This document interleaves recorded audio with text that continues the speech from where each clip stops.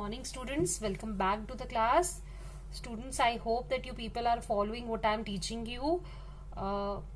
Last time we did 3-4 numericals based on Coulomb's law, and today I have again come with some more numericals on Coulomb's law only, because it's a lengthy topic. There are a variety of questions on this topic, so I have picked up some good questions for you.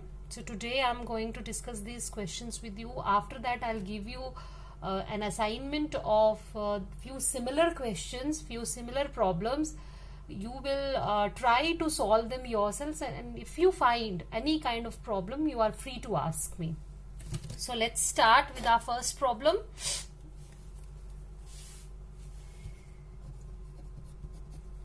Two similarly equally charged identical metal spheres A and B repel each other with a force of 2 into 10 raised to power minus 5 Newton. Okay. So what is given here? That we have two similarly charged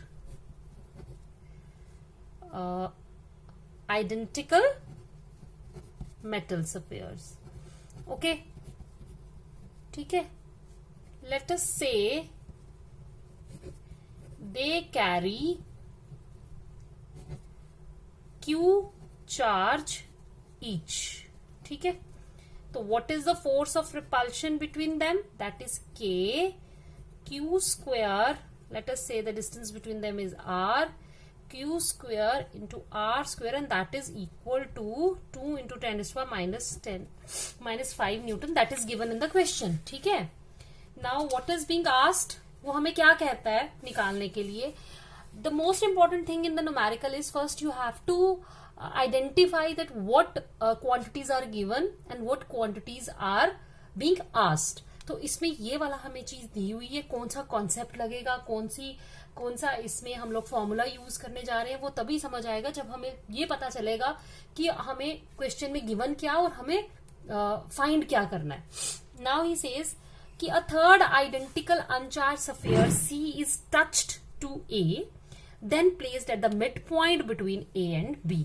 ठीक है, सबसे पहले इस line के ऊपर आप stress दीजिए एक अनचार्ज्ड. ठीक है, तो इसमें एक कॉन्सेप्ट है कि when an uncharged body is brought in contact with a charged body, क्या होता है? There is a sharing of charge. There is a sharing of charges. ठीक है, एक अगर तो एक ही पे है, मतलब एक चार्ज और दूसरा अनचार्ज है, तो ऑब्वियसली क्या होगा, जो अनचार्ज है उसके ऊपर भी चार्ज आएगा, और कौन चार्ज देगा? जिसके ऊपर चार्ज ऑलरेडी है. There is a sharing of charges until both the bodies have equal charge. So this is charging by conduction.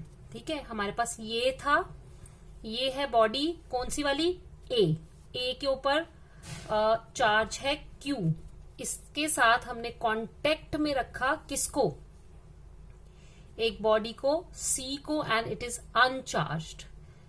तो जब कांटेक्ट हटाएंगे हम, चार्ज कर इसको पहले इसके साथ कांटेक्ट में रखेंगे और फिर क्या करेंगे, इनका कांटेक्ट हम खत्म कर देंगे, इनको सेपरेट कर देंगे.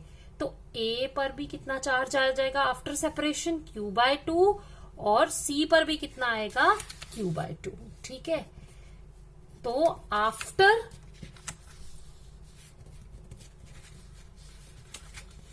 क्या हुआ, ये आफ्टर सेपरेटिंग देम, ये हमने कांटेक्ट में लाया, और फिर ये आफ्टर सेपरेटिंग देम इनके ऊपर कितना कितना चार्ज आ गया? Q/2 and Q/2. अब इस थर्ड चार्ज को उठाकर आपने A और B के बीच में रखना है. अब हमारा फाइनल डायग्राम आ जाएगा. ठीक है, ए बी और रखना कहाँ है, एग्जैक्टली मिड पॉइंट पर। तो अगर ये हमारा आर है तो this will be r/2 and this will be r/2। सी को आपने यहां रखा। बी के चार्ज पे कोई फर्क नहीं पड़ा, वो पहले भी क्यू था अब भी क्यू है, क्योंकि उसने अपना चार्ज शेयर नहीं किया है। ए के साथ हमने कांटेक्ट में लाया था, इसलिए ए का चार्ज हाफ हो गया, और सी पहले अनचार्ज था, लेकिन जब हमने इसको कांटेक्ट में लाया ए के साथ तो इसका भी चार्ज q/2 हो गया, क्योंकि इसने भी सेम वही चार्ज ले लिया। Now we have to calculate the net electrostatic force on सी।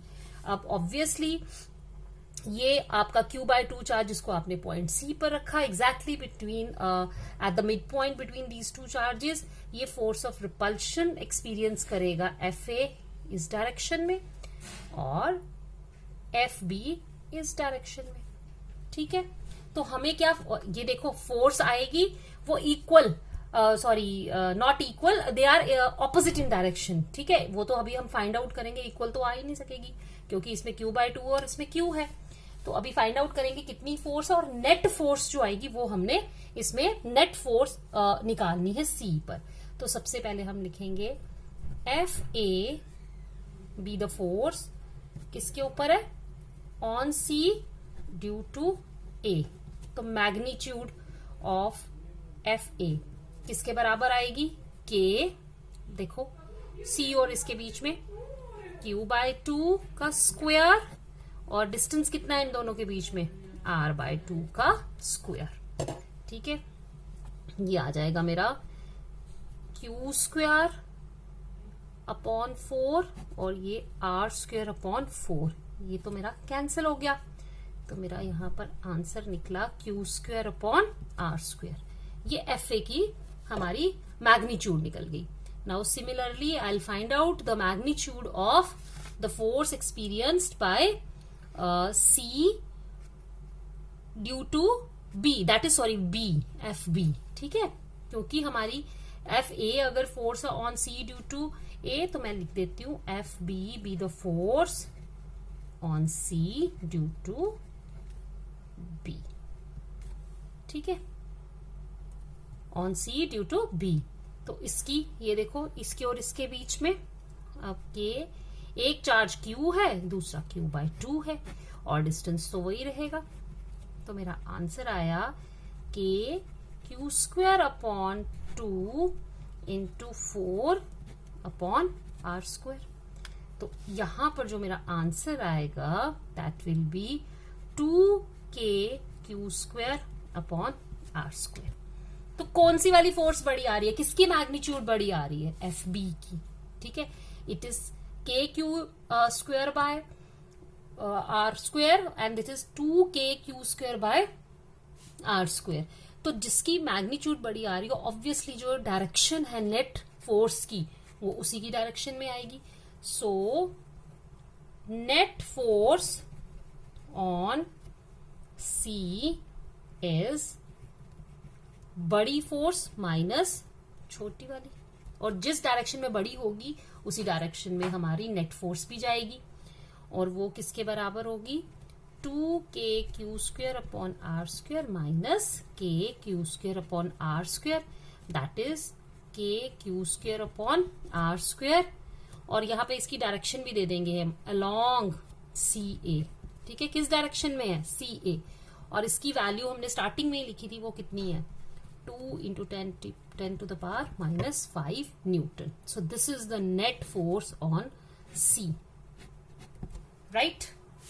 समझ आ गया क्या करना है? ठीक है, आप लोग ध्यान से देखेंगे। दो हमारे पास पहले चार्जेस थे, चार्ज्ड बॉडीज थी, दोनों के ऊपर सिमिलर चार्ज था। फिर हमने एक अनचार्ज्ड बॉडी को एक चार्ज के साथ टच कराया, तो उन दोनों में शेयरिंग ऑफ चार्जेस हुई। जो अनचार्ज था और जो पहले से ही चार्ज था, दोनों ने आधा आधा चार्ज बांट लिया, q/2 होगी। और फिर हम वो जो थर्ड चार्ज है उसको प्लेस करते हैं उनके मिड पॉइंट पर, और फिर देखते हैं उसके ऊपर नेट रिजल्टेंट फोर्स कितनी एक्ट करती है और किस डायरेक्शन में एक्ट करती है। ठीक है, तो ये हो गया हमारा first question. Now let's move to the second question. ठीक है, our second question is 2 point charges, ठीक है, ये देखो 4e and plus e, 4e इधर रखा और प्लस e इधर रखा, at fixed at a distance a। इन दोनों को हमने कितने डिस्टेंस पे फिक्स किया हुआ है? इन दोनों के बीच में जो डिस्टेंस है वो a है। Where should a third point charge q be placed on the line joining the two charges so that it may be in equilibrium? वो किसमें हो? इक्विलिब्रियम में। इक्विलिब्रियम का मतलब क्या होता है? It is acted upon y equal and opposite forces, यानी उसके ऊपर नेट रिजल्टेंट फोर्स कितनी आए? 0। तो हमने क्या किया, सपोज वो जो थर्ड चार्ज है वो मैंने यहां पर कहीं रख दिया, लेट अस से इट इज q। तो ये डिस्टेंस मैंने ले लिया x, तो ऑब्वियसली ये डिस्टेंस मेरा कितना बच जाएगा? a माइनस x, ठीक है। अब इक्विलिब्रियम वर्ड क्या है यहां पर? Equilibrium. For the charge q to be in equilibrium, for the charge q to be in equilibrium, the net force acting on q should be 0। तो अगर एक फोर्स मेरी F1 जो किसके कारण है, मैं यहां लिख देती हूं, F1 force on q due to 4e, इसको मैं A और B भी पॉइंट नाम दे दूंगी, और F2 is the force on Q due two plus E, ठीक है। तो ये मेरी आ गई डायरेक्शन किसकी? F1 की, और ये मेरी डायरेक्शन किसकी आ गई? F2 की, ठीक है। क्लियर हुआ? क्योंकि ये अगर पॉजिटिव चार्ज है तो रिपल्सिव फोर्सेस इसके ऊपर एक्ट करेंगी because of 4e and because of E। 4e के कारण जो रिपल्सिव फोर्स एक्ट करेगी वो बाहर की तरफ होगी F1, और जो E के कारण है वो इस पॉइंट पे इस तरफ से होगी F2, ठीक है। तो दैट देयरफॉर इट मीन्स कि F1 की जो मैग्नीट्यूड है, magnitude of F1 should be equal to magnitude of F2, और डायरेक्शंस क्या होंगी? डायरेक्शंस शुड बी ऑपोजिट, ठीक है। तो वो पता चल गया हमें यहां से कि डायरेक्शन ऑपोजिट होनी चाहिए, और मैग्नीट्यूड, डायरेक्शन तो ऑपोजिट आ गया, मैग्नीट्यूड भी बराबर होनी चाहिए। तो मैग्नीट्यूड मैंने F1 पहले लिख लिया, F1 हमारा आ गया K Q 4e upon x square, ठीक है। इन दोनों के बीच में डिस्टेंस x स्क्वायर था, यहां से आ गया K Q into E upon a minus x का स्क्वायर, ठीक है। जो जो चीजें कैंसिल आउट होती हैं दोनों तरफ वो हम कैंसिल कर देंगे, k भी कैंसिल हो जाएगा, q भी हो जाएगा, e भी हो जाएगा, ठीक है। यहां से आया मेरे पास 4 upon x square 1 upon a minus x square. यहां से देखिए अगर मैं इसका रूट स्क्वायर रूट वो लेती हूं तो ये आ जाएगा plus minus 1 upon a minus x, ठीक है। इसको अगर हम करें तो ये आएगा 2a minus x is equal two plus minus x. तो यहां से 2a minus x equal to या तो प्लस एक्स या माइनस एक्स, ठीक है। तो अगर मैं इसमें यहाँ पे 2x आएगा, सॉरी, तो अगर यहाँ प्लस एक्स और माइनस एक्स, तो अगर मैं इसको प्लस एक्स लेती हूं तो मेरा a निकल जाता है, it is 2a equal to 3x और a equal to sorry x equal to, मुझे x निकालना है ना, x equal to 2a bye 3। और अगर मैं माइनस एक्स पुट करके करूंगी तो इफ आई टेक और 2a इक्वल टू, यहाँ माइनस एक्स अगर मैंने पुट किया तो यहाँ पे x आएगा and then x is equal to twice of a। तो अगर हमारे पास दो वैल्यूज आ रही हैं x की, देखो एक 2a बाय 3 और एक x equal to twice of a। अगर मैं x equal to twice of a लेती हूँ तो मुझे इस चार्ज को फिर यहाँ बाहर कहीं रखना होगा, और अगर इन बिटवीन हमने इसको प्लेस किया हुआ है तो फिर हमारी यही वैल्यू जो है वो इसमें वैलिड रहेगी। सो मैं यहां लिख देती हूं, since we have taken charge between two charges at A and B, so x equal to 2a by 3 is taken here। ठीक है, तो मैं यही वाली वैल्यू जो है वो इसमें लूंगी, इसी को हम वैलिड मान के इसी के साथ हम सारी अपनी कैलकुलेशंस करेंगे। ठीक है, तो मेरे पास ये पोजीशन निकल गई कि भाई इस पोजीशन पे अगर मैं चार्ज को रखती हूँ तो इस चार्ज के ऊपर जो फोर्स एक्ट करेगी वो इस तरीके से होंगी कि they are equal and opposite. ठीक है, तो ये चार्ज आपका आ गया इक्विलिब्रियम में। ना इक्विलिब्रियम भी दो तरह का होता है। ठीक है, वो कैसा? इक्विलिब्रियम में हम पहले पढ़ते हैं स्टेबल इक्विलिब्रियम, और दूसरा आ जाता है हमारा अनस्टेबल इक्विलिब्रियम। अभी तक आपने इतनी फिजिक्स पढ़ी है कि आपको स्टेबल और अनस्टेबल के बारे में पता हो। स्टेबल का मतलब क्या होता है कि अगर उसका बैलेंस बिगड़ भी जाए तो वो एकदम से अपने बैलेंस पर वापस आ जाए, मतलब कि वो स्टेबल रहे। ठीक है, अगर उसको हिलाएं भी, इधर उधर थोड़ा सा डिस्प्लेस भी करें तो वो वापस अपनी इक्विलिब्रियम पोजीशन पर वापस आ जाए। अगर ऐसी सिचुएशन बनती है तो दैट इज स्टेबल इक्विलिब्रियम। और अनस्टेबल होता है कि अगर किसी बॉडी को हम डिस्प्लेस करते हैं तो वो अपना बैलेंस लूज कर देगी और एक तरफ नेट फोर्स जो है वो एक्ट करेगी। ठीक है, इस केस में स्टेबल और अनस्टेबल का मतलब क्या है? देखो, I'll explain you। ये मैंने लिया चार्ज, ठीक है, ये आ गया मेरा 4e और ये क्या आ गया E।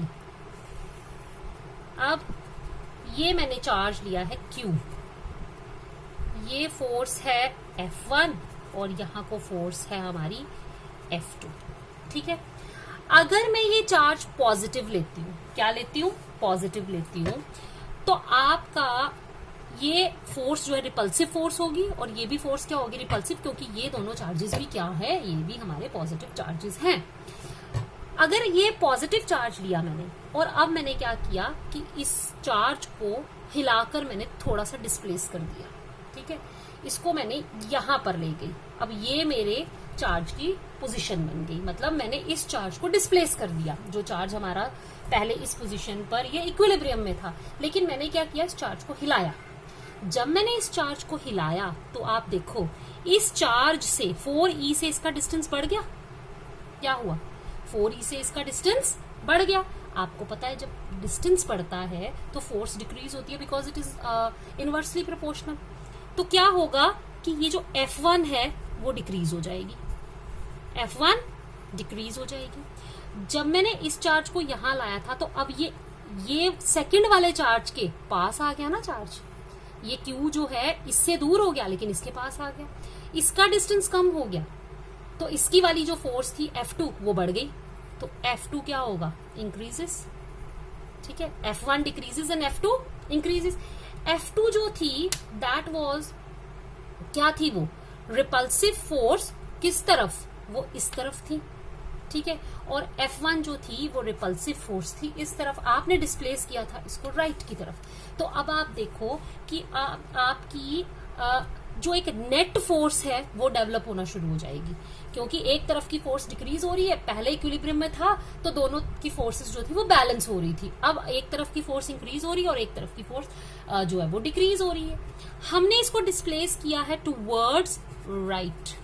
ठीक है, नेट फोर्स कहाँ को आ रही है? देखो F2 माइनस, क्योंकि F2 जो है वो लेफ्ट की तरफ है, तो नेट फोर्स है F2 माइनस F1, तो वो कहाँ को है? लेफ्ट। ठीक है, हमने डिस्प्लेस किया इसको, इधर से इधर लेके गए, लेकिन जो इसमें नेट फोर्स आई वो इस तरीके से आई कि वो वापस इसको खींच के लेफ्ट की तरफ ले गई और वापस इसको इसके इक्विलिब्रियम पोजीशन पर उसने उसको पहुंचा दिया।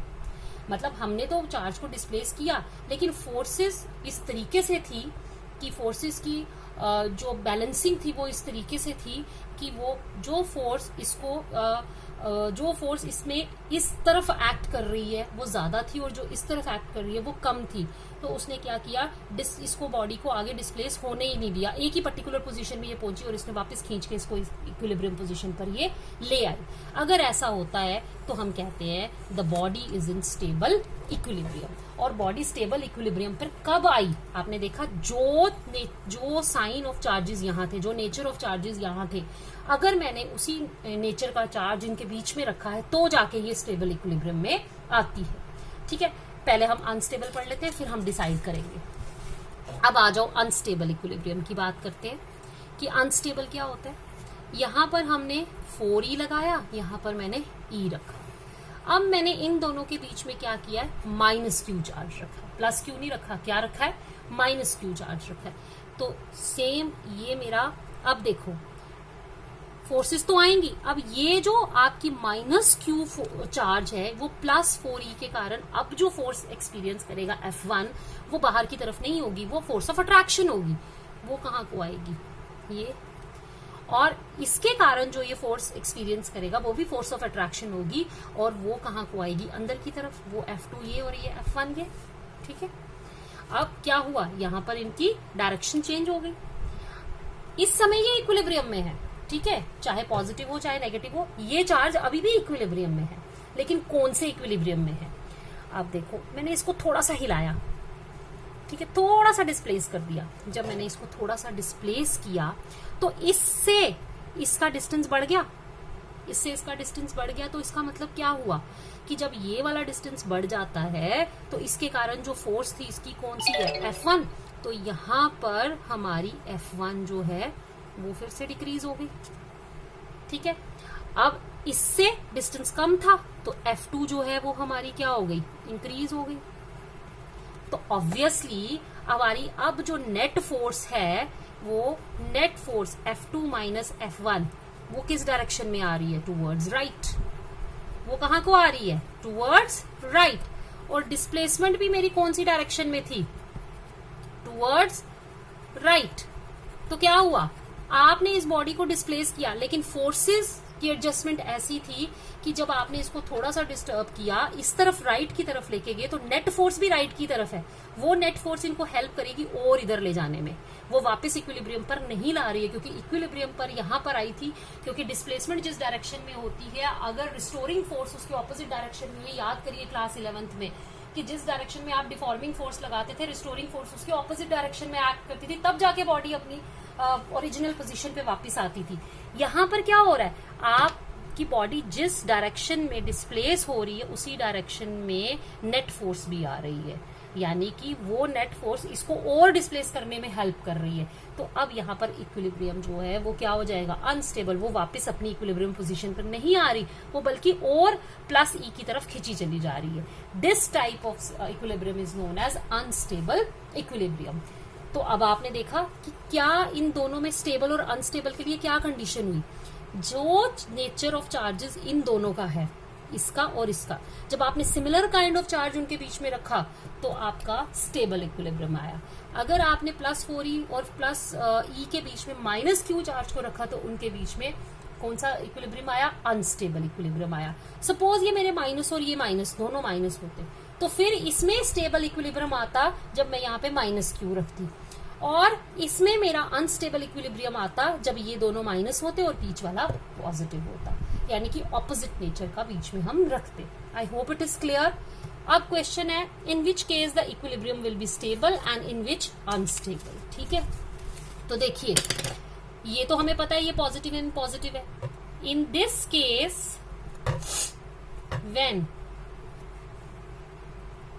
charge Q has positive sign is in stable equilibrium,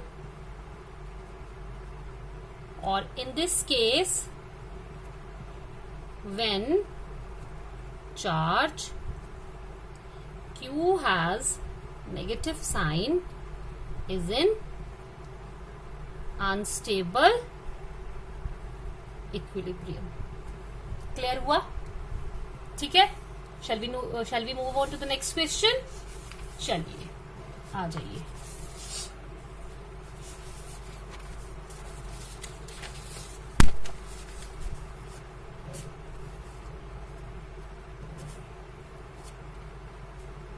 ठीक है, हमारा नेक्स्ट क्वेश्चन आया, 2 charges 4 into 10 raised to power minus 6 coulomb and minus 1 into 10 raised to power minus 6 coulomb are placed at a separation of, देखिए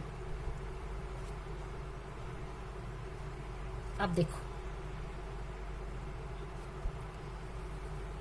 इन दोनों के बीच में separation ली है मैंने 10 सेंटीमीटर.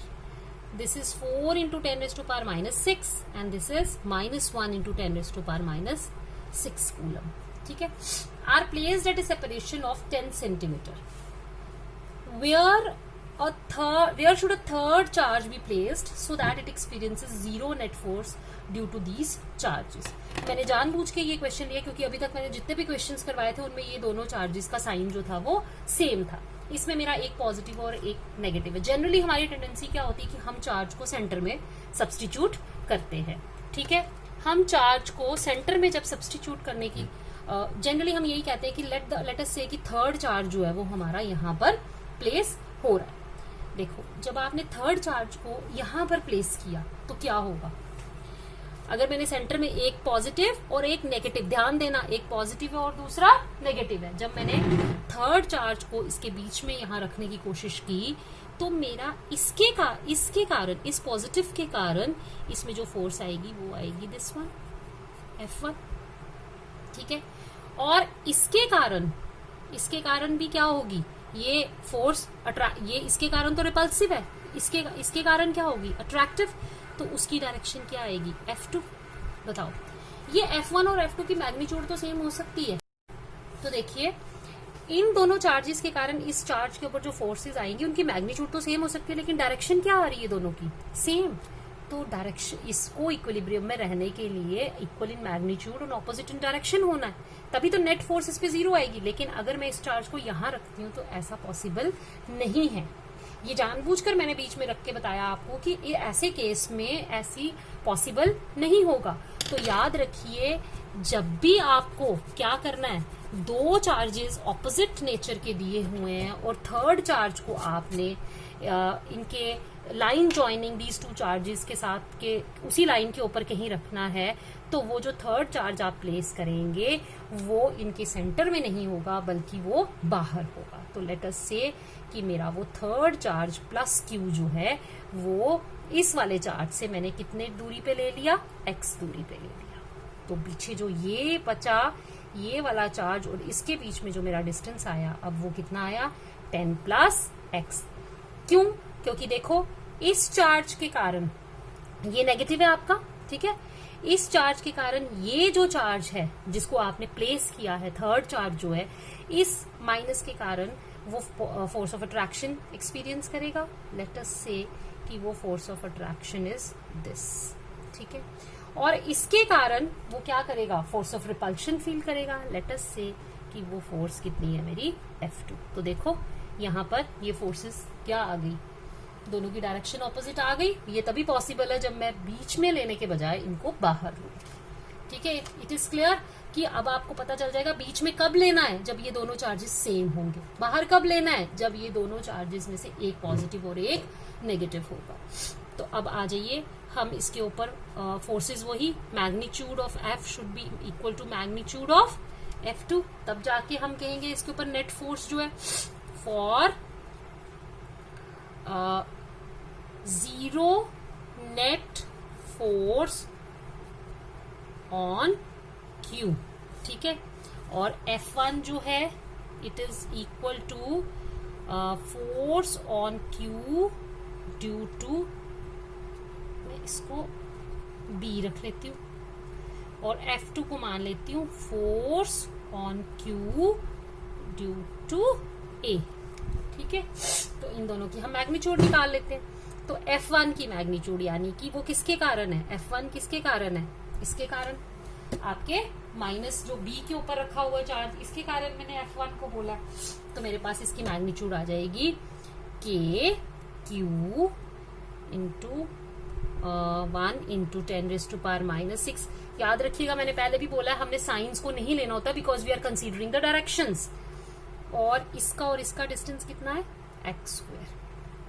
अब F2 मैंने वो फोर्स ली है जो किसके कारण है, इसके कारण Q इंटू 4 इंटू 10⁻⁻6, ठीक है। तो मेरा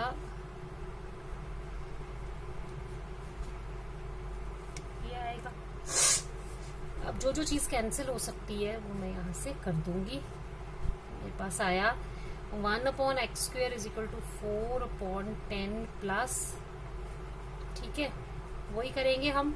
1/x is equal to 2/10 plus x, तो यहां से हम लिखेंगे 10 plus x is equal to 2x। It implies, अब देखो इसमें यहां पर मैं प्लस माइनस लेना भूल गई, ये वही वाला केसेस आ जाएंगे आपके प्लस माइनस वाले। तो यहां पर भी क्या होगा आपका प्लस माइनस 2x, क्योंकि जब आपने स्क्वायर रूट लेना तो प्लस माइनस 2x आएगा। अब इसमें भी आपके दो इक्वेशंस, दो वैल्यूज में आ जाएगा। 10 plus x is equal to either 2x और 10 plus x is equal to minus 2x, ठीक है। अगर मैं ये वाली लेती हूं 10 plus x is equal to 2x, it implies 10 is equal to ये 2x माइनस x, तो मेरा x किसके बराबर आ जाता है 10 के, ठीक है। दूसरे वाले को अगर मैं लूं यहां पर तो मेरा 10 इज इक्वल टू निकलेगा minus 3x, it implies x is equal to minus 10/3, ठीक है। तो अगर मैंने ये माइनस 10/3 लिया, ठीक है, मेरा x जो है वो क्या है, x मेरा इससे डिस्टेंस है, तो माइनस 10/3 अगर मैं लेती हूं तो वो कहीं इस साइड आएगा, which is again not possible. आपको पता है कि बीच में होगा तो वो पॉसिबल ही नहीं है। इसीलिए मेरा x इक्वल टू 10 सेंटीमीटर, यानी कि राइट हैंड साइड पे जब वो 10 होगा तब जाकर ये मेरा सॉल्व होगा। तो मुझे इसमें ये वाली वैल्यू लेनी है, ठीक है। Taking x equal to 10 centimetre, we will say, we can say third charge is to be placed at the right side of minus coulomb charge at 10 centimeter away from it, and और ये क्या आ गया मेरा 10 plus x, ठीक है। तो वो कितना हो जाएगा मेरा 20, 10 प्लस 10 कितना हो गया 20 ना, 20 centimetre away from charge 4 into 10⁻⁻6 coulomb, ठीक है। समझ आया ये आपको कि कैसे हुआ है ये, ठीक है। चलिए लेट्स मूव टू द, ये क्वेश्चन मैंने आपको पिछली बार एज एन असाइनमेंट दिया था। आई डोंट थिंक कि आप में से सबने निकाला होगा। चलिए जिन्होंने निकाल लिया वो भी चेक करेंगे, और जिन्होंने नहीं निकाला है वो इसमें अभी देखेंगे क्या किया मैंने। 2 point charges plus 2q and plus qr units are separated by a distance r from each other। जल्दी जल्दी हम ये सॉल्व करते हैं। ये आ गया मेरा 2q और ये आ गया q, और डिस्टेंस कितना है मेरा r, ठीक है। हमने थर्ड पॉइंट चार्ज को भी प्लेस करना है for it to be in equilibrium, ठीक है। तो इक्विलिब्रियम के लिए, क्योंकि ये दोनों पॉजिटिव हैं, तो मैं क्या करूंगी, मैं इसमें एक कोई और चार्ज रखने की कोशिश करूंगी। अगला, for a system to be in equilibrium what should be the value of the third charge, what kind of equilibrium will it be. अब सबसे पहले अगर मैं सिर्फ इसी पार्ट के ऊपर जाती तो मैं यहाँ पे अगर प्लस क्यू चार्ज रखती हूँ, और for it to be in equilibrium का मतलब है हमें सिर्फ थर्ड चार्ज का इक्विलिब्रियम देखना है, यानी net resultant force on the third charge देखनी है। तो सपोज मैंने यहाँ पर प्लस क्यू लिया, अगर सपोज मैं इसको क्या लेती हूँ प्लस क्यू लेती हूँ, तो मेरा ये वाला यहां से एक फोर्स, यहां से एक रिपल्सिव फोर्स, तो मेरा ये चार्ज तो आ जाएगा इक्विलिब्रियम पर, यानी इसके ऊपर नेट फोर्स जो है वो 0 आ जाएगी अगर मैं इसको पॉजिटिव लेती हूं तो। लेकिन इसके साथ ही दूसरी कंडीशन ये भी है कि हमें सिस्टम को भी इक्विलिब्रियम में रखना है। What do you mean by a system to be in equilibrium? यहां मैं लिखती हूं कि for a system to be in equilibrium, to be in, ये फर्क है, for a single charge to be in equilibrium, for a system to be in equilibrium. It means, इसका मतलब क्या होता है, that the net force on each charge of the system should be zero, should be zero। एक की बात करेंगे तो वो तो बहुत आसानी से हम निकाल सकते हैं, लेकिन मुझे क्या करना है, अब मुझे इन तीनों की जो नेट रिजल्टेंट फोर्स है, नेट फोर्स है, उसको भी जीरो करना है। सपोज मैंने इसको पॉजिटिव रखा, ठीक है, तो अब इसकी नेट फोर्स जो है वो जीरो कब होगी, जब equal and opposite in direction आएगी इसके ऊपर इन दो बाकी चार्जेस के कारण, ठीक है। सपोज इसके कारण ये जो आपकी फोर्स आई इस +2 के ऊपर, इसके कारण फोर्स ऑफ रिपल्शन ये आएगी, इसके कारण भी फोर्स ऑफ रिपल्शन ये आएगी, ये तो ऐड हो रही है, इक्वल एंड ऑपोजिट तो होगी ही नहीं। अब इसकी बात करें, इसके कारण ये यहाँ पे रिपल्सिव, और इसके कारण भी ये क्या होगी, रिपल्सिव। अगर ये पॉजिटिव है तो इसके ऊपर भी नेट फोर्स जो है वो 0 नहीं आएगी। इसके ऊपर नेट फोर्स, ये वाले के लिए तो कंडीशन नहीं है, लेकिन इन दोनों को, अगर इन दोनों के ऊपर नेट फोर्स अगर 0 करनी है तो फिर मुझे इसको क्या लेना पड़ेगा, नेगेटिव। देखो, अगर मैं इसको क्या लेती हूँ, नेगेटिव चार्ज लेती हूँ, तो ऑब्वियसली एक फोर्स मेरी ये आ गई सपोज F1 और इसकी आ गई मेरी F2, ठीक है। यहां से तो मेरा हो गया, ये वाला चार्ज इक्विलिब्रियम में आ गया, इक्वल एंड ऑपोजिट कर देंगे तो। अब इसके ऊपर देखो, अगर ये -Q है तो ऑब्वियसली एक फोर्स इसकी यहां जाएगी और इसके कारण रिपल्सिव है तो यहां आएगी। इसके ऊपर देखो, इसके कारण नेगेटिव के कारण फोर्स ऑफ अट्रैक्शन यहां जाएगी और इसके कारण फोर्स ऑफ रिपल्शन बाहर जाएगी, तो ये तीनों ही चार्जेस किस में हो जाएंगे, हमारे इक्विलिब्रियम में। तो उसके लिए मुझे -Q लेना पड़ेगा, यानी चार्ज की यहाँ मैग्नीट्यूड क्या, चार्ज का नेचर क्या लेना पड़ेगा, नेगेटिव। पॉजिटिव से हमारी ये प्रॉब्लम सॉल्व नहीं होगी, ठीक है।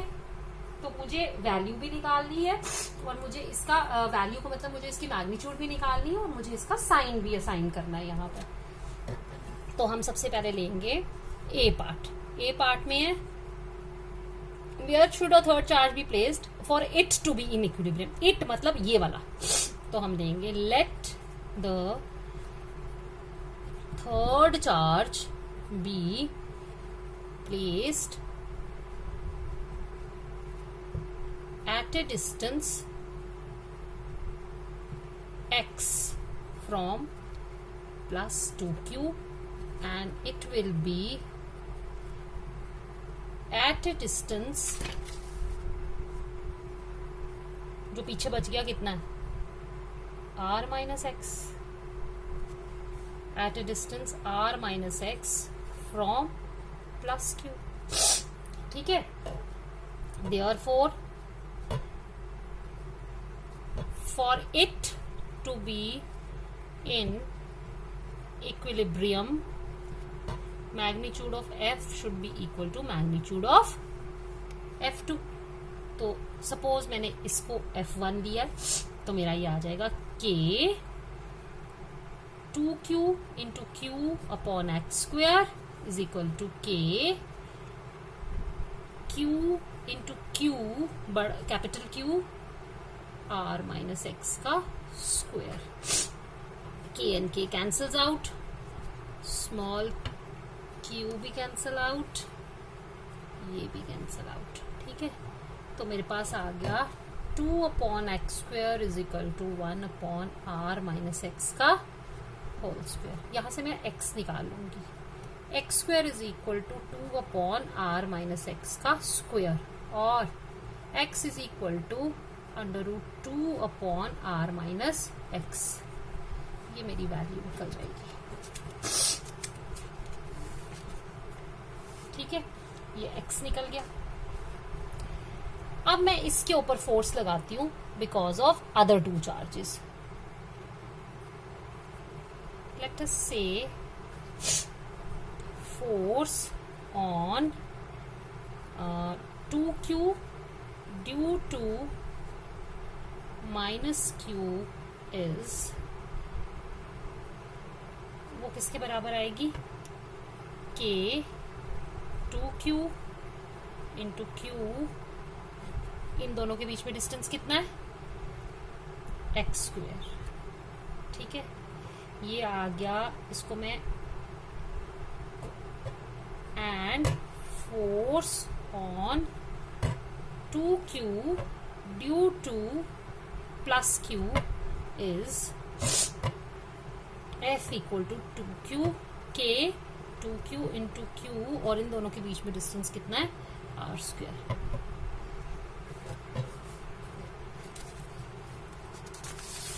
ठीक है,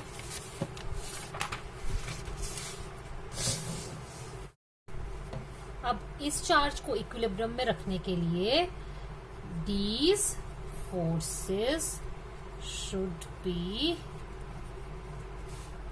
equal. ठीक है, तो मैं देखती हूँ क्या क्या फोर्सेस हैं वो.